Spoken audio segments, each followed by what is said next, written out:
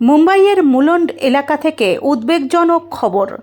নির্মাণাধীন মেট্রো প্রকল্পের একটি সিমেন্ট পিলারের অংশ ভেঙে পড়ে চলন্ত অটোরিকশার ওপর।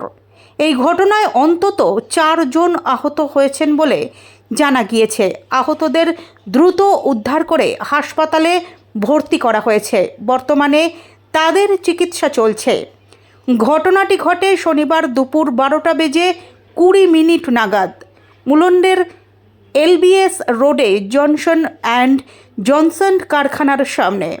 প্রত্যক্ষদর্শীদের দাবি, নির্মাণাধীন মেট্রোর সিমেন্ট কাঠামোর একটি অংশ আচমকাই ভেঙে পড়ে। সেই সময় রাস্তা দিয়ে চলছিল একটি অটোরিকশা।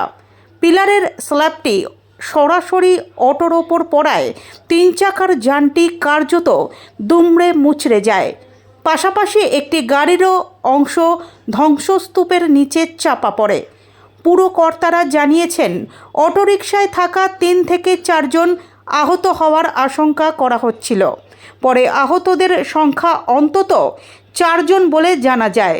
তাদের আঘাতের ধরন ও অবস্থা সম্পর্কে বিস্তারিত তথ্যের জন্য অপেক্ষা করা হচ্ছে। পুর প্রশাসনের এক আধিকারিক জানিয়েছেন, পিলারের একটি সিমেন্ট স্ল্যাব ভেঙে নিচের একটি অটোরিকশার ওপর পড়ে, ফলে 3 চাকার গাড়িটি সম্পূর্ণ ভেঙে পড়ে। মুম্বাই ফায়ার ব্রিগেড থেকে সতর্কবার্তা পাওয়ার পর ঘটনাস্থলে দ্রুত পৌঁছয় একাধিক সংস্থা, দমকল, স্থানীয় পুলিশ, মেট্রো কর্তৃপক্ষ, সংশ্লিষ্ট ওয়ার্ড কর্মী এবং 108 অ্যাম্বুলেন্স পরিষেবা সব মিলিয়ে উদ্ধার ও ত্রাণ কাজে মোতায়েন করা হয়। ঘটনাস্থল থেকে আহতদের উদ্ধার করে তাৎক্ষণিক চিকিৎসা সহায়তা দেওয়া হয় এবং পরে নিকটবর্তী হাসপাতালে ভর্তি করা হয়। পিলার ভেঙে পড়ার ঘটনায় এলাকায় ব্যাপক আতঙ্ক ছড়িয়েছে। ঘটনাস্থলে নিরাপত্তা জোরদার করা হয়েছে এবং দুর্ঘটনার কারণ খতিয়ে দেখা হচ্ছে।